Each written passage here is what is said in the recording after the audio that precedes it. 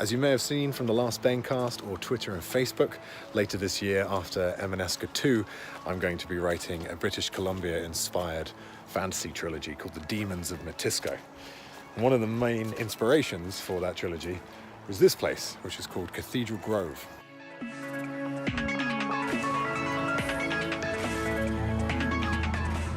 So I thought I'd pop out into the wilds, come here to find out more about the wildlife that you can find around BC and the nature and just the general setting of this brand new book series. It's fun doing writing research, doesn't feel at all like work. So this arboreal monster behind me is called the Big Tree. The reason being is because it's bloody big. It's actually 20 meters taller than the Leaning Tower of Pisa. That makes it 76 meters high, check it out. He's not only big, he's also bloody old. When Christopher Columbus came here in 1492, this bad boy was already 300 years old, which makes it 800 years old today. That is one old tree. They can apparently live up to 1,000 years old as well, which is pretty damn impressive. And in fact, the entire inspiration for the Demons of Matisko trilogy was this right here, this one tree. So, cheers, tree. Basically, 800-year-old trees that make you feel not even like a dwarf, not even like a hobbit, like a locust. And they are going to be the main core of this new trilogy. They don't even feel like wood, they feel like rusted iron or old dilapidated towers from times gone by, just left and overgrown. Walking around an old growth forest like this doesn't make you just feel small and insignificant and a stranger in size, but also a stranger in time. I genuinely feel like I've just wandered into the Triassic era and the dinosaur is going to come out of this undergrowth at any minute. Instead, it might just be a cougar or a bear.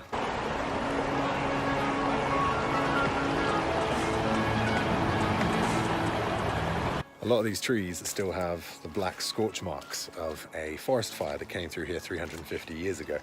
And that is the other aspect of Demons of Matisko that I'm looking for inspiration for.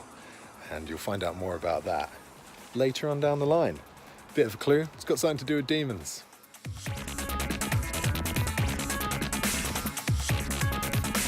you can't talk about BC without talking about the wildlife. So that's why I've come to the North Island Wildlife Rediscovery, what's it called? And that's why I've come to the North Island Wildlife Recovery and Discovery Centre to see all sorts of BC's amazing wildlife. Speaking of, ravens. All the wildlife here has been rescued or handed in by members of the public and is being rehabilitated here until they can either be reintroduced back to the wild or looked after permanently.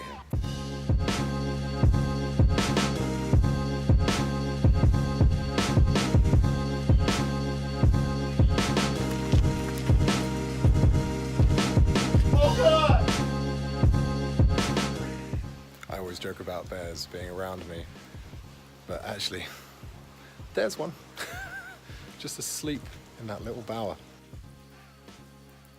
A bear. But there's two in here. There's a 2-year-old and a 24-year-old. I believe that's the old boy there, the 24-year-old, who's called Knut. Avast.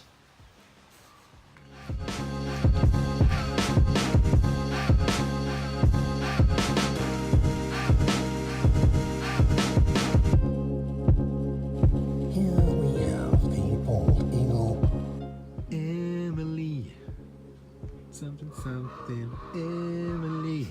Weirdly enough, Seika falcons were the inspiration for the falcons in Emaneska. And here's one in the flesh. Or should I say feather? I see you.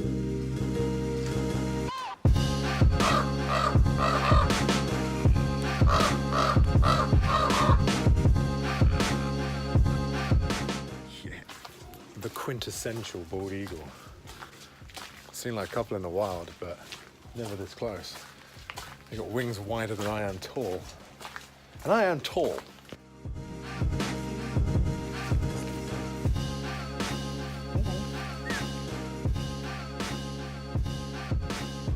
Tell us your secrets, bird.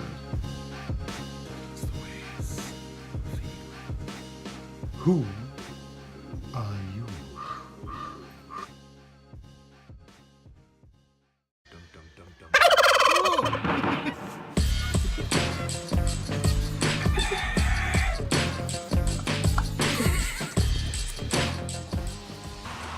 common pig.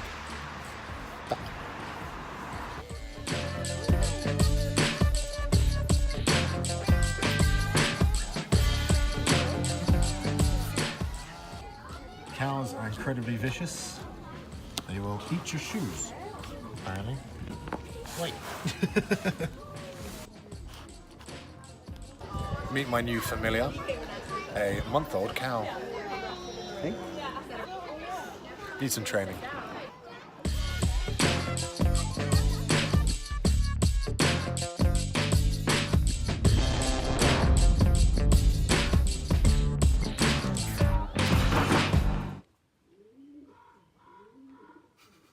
Who cooks for you?